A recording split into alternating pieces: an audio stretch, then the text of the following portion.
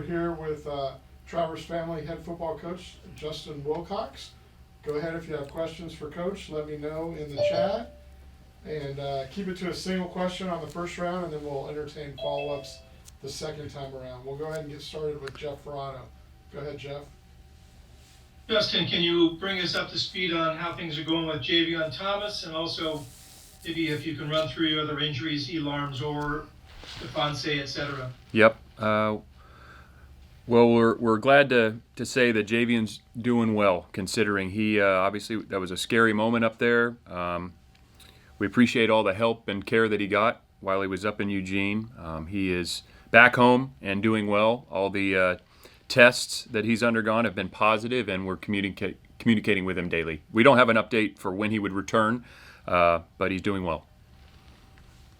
And Ifanse, Elarms or others? Yeah, Ifanse, week to week right now. Caleb, day to day. Let's see. Who else did you ask about? Defensive linemen are kind of nicked up, it seems like, right? Yeah. I mean, that's everybody's kind of dinged up. We're dinged up at inside linebacker and defensive line. So we'll hope to get as many of those guys back as possible. Okay, thanks. Mm-hmm. Okay, we'll go to Jake Curtis.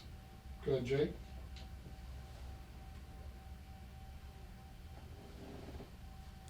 Jake, you may be on mute. Setting aside wins and losses for a moment, what's been the most encouraging and most disappointing aspect of the season?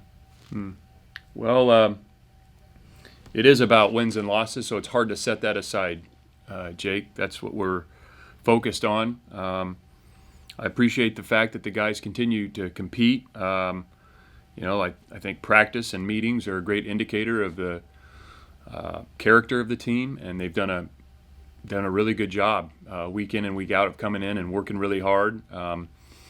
We've had some adversity along the way, and unfortunately we haven't won some of those games that we had a chance to win, and that's frustrating. And I would say that I would have expected us to maybe finish a couple of those games better than we did, and whether it was early in the season with maybe a position or a unit that probably could have played better, and maybe a different game where it was a different position or unit. We just hadn't really put together a complete game. We still feel like we can do that, and we're looking forward to doing that on Saturday. But I appreciate the work ethic and the commitment that the guys show day in and day out with how they approach practice and meetings and competing on the field on Saturday. Okay, we'll go to my cue here. We'll go to Connor Latorno from the San Francisco Chronicle. Hey, Justin. I just wanted your thoughts on how Fernando's done just the past several weeks being thrown into that starting job, and just from a long-term outlook perspective, how encouraging is it for you to maybe feel like this program has found its quarterback going forward for the next 3 or 4 years? Yeah, Fernando, I think he's done a good job. Obviously, he would agree that there's plays that he needs to learn from, and limiting turnovers and making great decisions with the ball. I love the fact that he's a tough guy, and he stands in there and he'll take some shots and deliver the ball. So he's very competitive. I think he can learn from his mistakes, which is huge, and I think he has a bright future. Obviously, he's still young in his development. We're going to continue to work with him, but he is, I think, got the demeanor and the talent to throw the ball, and again, that competitiveness that you're looking for. So really encouraged. But again, we want to see him grow from last week to this week, and he would expect the same of himself. Okay, we'll go to Steve Croner from the San Francisco Chronicle. Yeah, Justin, obviously the last month or so hasn't gone the way you guys would like it to go. You still have one goal, I'm sure, that you had at the start of the season, to be bowl eligible. Do you mention that this week, that you still have that? Or is it, we have to just win one game and we don't worry about the rest? Yeah, we do talk about that, Steve, and that is a goal. And the only way to accomplish that is to go 1-0 this week. And so I think both those things are true. We know we have a challenge this weekend in Washington State, and we got great respect for them, and so we're going to need to play really well. And in order to do that, to accomplish, one of our goals, like we have to have a great week of practice. So those are the terms that we use. Yeah, kind of each day and where we're at right now. But again, the guys and their approach to meetings and practice, really pleased with that. Now we just have to go out and perform on Saturday. Okay, is there anybody else with an opening round question? Actually, I see one, Thomas Dunn. Go ahead, Thomas. Good morning, Justin. Just to go off of what Steve was saying, obviously you have to go undefeated to get bowl eligibility, but starting with Washington State, what's one thing on each side of the ball that needs to be improved immediately in order for that to happen? Yeah, I think when you're looking at Wazoo, defensively, we've got to do a better job on those critical downs, 3rd and 4th downs, of getting them off the field. We know they have a very talented offense.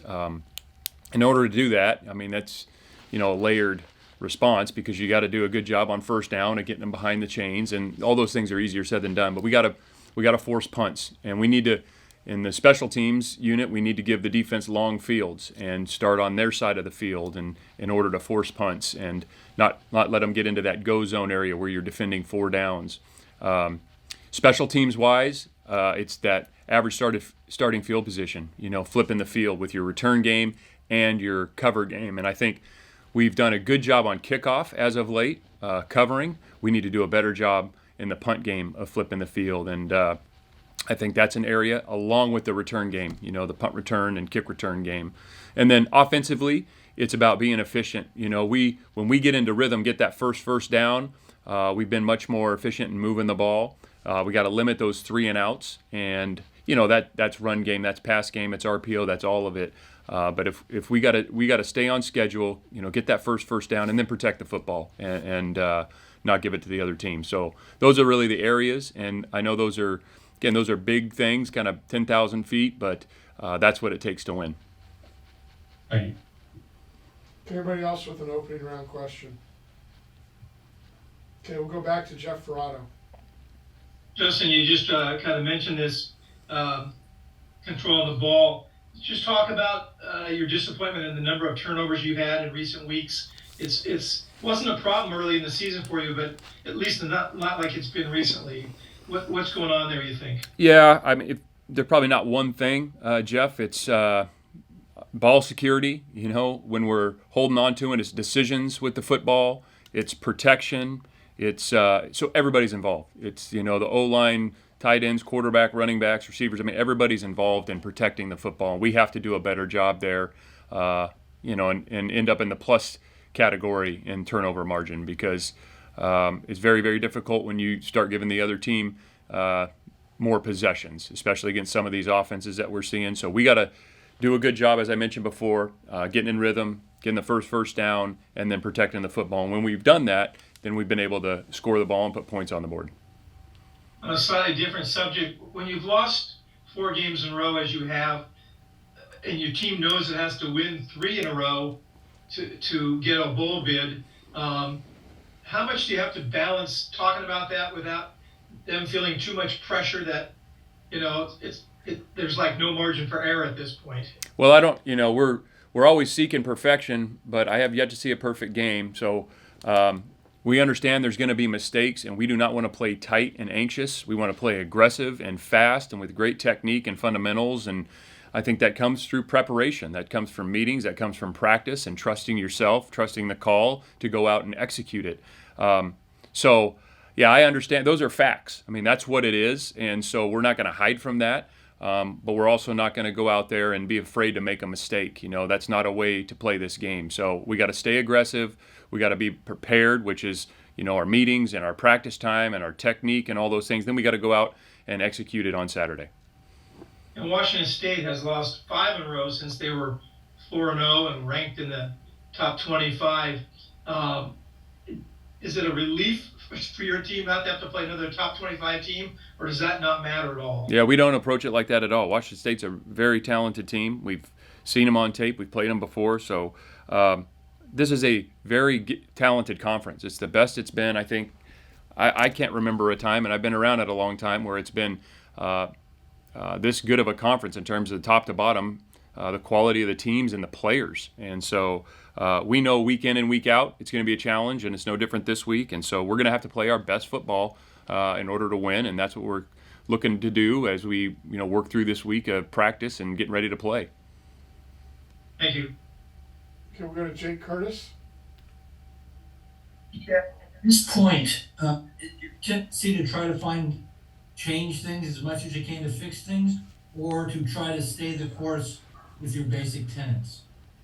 Well, yeah, I think there's always, as we as coaches are always doing self-scout and watching, what we do well, where are our issues, why are we giving up plays, or where are turnovers occurring, where, what are the issues we might have in our coverage units. I mean, everything's being evaluated every week, and we talk through those things, Jake, and there are times when you do have to make an adjustment. It's schematic adjustment, maybe a personnel adjustment, and then there's other times when you have to execute the tech when it's sound and the player's capable. Then we have to, as coaches, find a way to get that player to execute it better on Saturday. So I think it's all those things.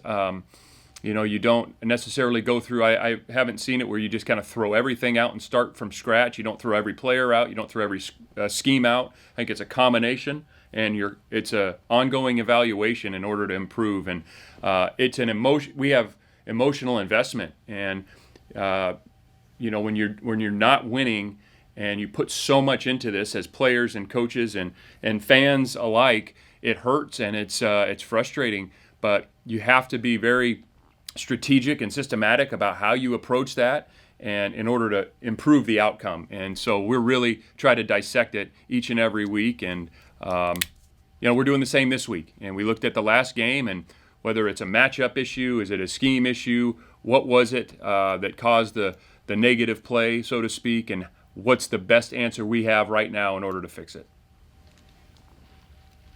Okay, we'll go to Steve Croner. Yeah, just a little bit of an inside football question, if I might. When you're looking at video of last week's Washington State Stanford game, they're the next two teams you play. Do you look a lot at Stanford as well because you're going to play them the following week, or is the focus just on Washington State and next week's video will be next week's video? Yeah, the latter. I mean, you obviously notice things when you're watching the game. That game was a little unique too. It was played in essentially a monsoon, and so I'm sure that impacted some of how that game was played. But you're watching the next opponent and you're preparing for the next opponent. I'm sure subconsciously you may notice things about the other opponents you watch. I mean, you do that every week, and whether it's a certain player, how he played a certain play, or maybe the talent at a certain position. So you're always noticing those things as you're putting the plan together for the team you're playing, which is Washington State this week. Okay, thank you. Okay, we'll go back to Jeff Ferrado. Justin, how is Craig Woodson playing? He's accumulated a lot of tackles last, I think, about 3 games. That doesn't always tell you everything, but I'm wondering what you think about how he's playing. I think Craig's playing solid. Craig's a very steady guy. That's his personality. He brings it every single day. He cares a great deal about football. He wants to be good. I really like Craig as a player. He still has areas that he can improve in, and he would be the first to tell you that. I mean, that guy works at it now. I mean, he is first guy on the field, doing extra, watching extra tape. He really, really cares and is invested. I love how he works. I got a lot of respect for Craig. I think he's playing well, and I think he can play better. And on a different topic, with the move to the ACC, you guys are going to have an extra non-conference game slot going forward because they only play the 8 conference games. Could you imagine playing a team like WSU in the non-conference going forward at some point? That's a great question, Jeff. That might make sense. Honestly, I'm not the one to ask right now. I haven't really thought about that too much. We're so dialed into what we're doing right now. I know we have a team of people, our administration and our sports supervisor are working on that. They've made some comments in passing here in the last couple of weeks about certain teams. I'm not going to go into depth on who they are, and I have an opinion on all that. But right now, Would you like to see matchups against your former Pac-12 rivals? but yeah, I think there's probably a lot of reasons to think that would be a good idea. There's probably more to consider. Again, I'm not in those meetings right now, Jeff. We're so focused on this season, and I'm sure when the time comes, they'll include me as much as they want to, our administration. But I think there's probably good reason for a lot of that, and there may be some limiting factors as well that I don't know about. I mean, schedules a lot of times, Jeff, are made so far in advance that it has to match up on who has an opening, who needs a game. So it's not as simple as sometimes just, well, it makes sense for us to play them. So. Sure, I understand. And you're busy with other stuff right now, but they wouldn't schedule a team without consulting you, obviously. They brought it up in passing here in the last couple of weeks, and I don't have anything to report further than that. No, I just was wondering if that sounded like a possibility. Yeah, I think it could be. All right, thanks. Okay, we'll go to Thomas Dunn. Justin, understandably, this was with the prior offensive staff that you guys had, but against Jake Dickert-led defenses, you guys have averaged 7.5 points in the past. What is it about his defenses that schematically have given you guys trouble in the past, and how do you feel like you guys have improved in the prep this week to right that ship? Yeah, Jake, they do a good job. They're aggressive. They got good guys up front. Their two edge players are really good players. They'll get after you and challenge you. You have to win some one-on-ones in coverage, because they're going to be aggressive in covering down and not giving you easy pitch and catch throws. So you got to, get open. And so when we have those opportunities, we got to win some of those one-on-ones. We got to protect the quarterback, and he's got to deliver it. So I think they do a good job, and they have some good players, and so we'll have our work cut out for us.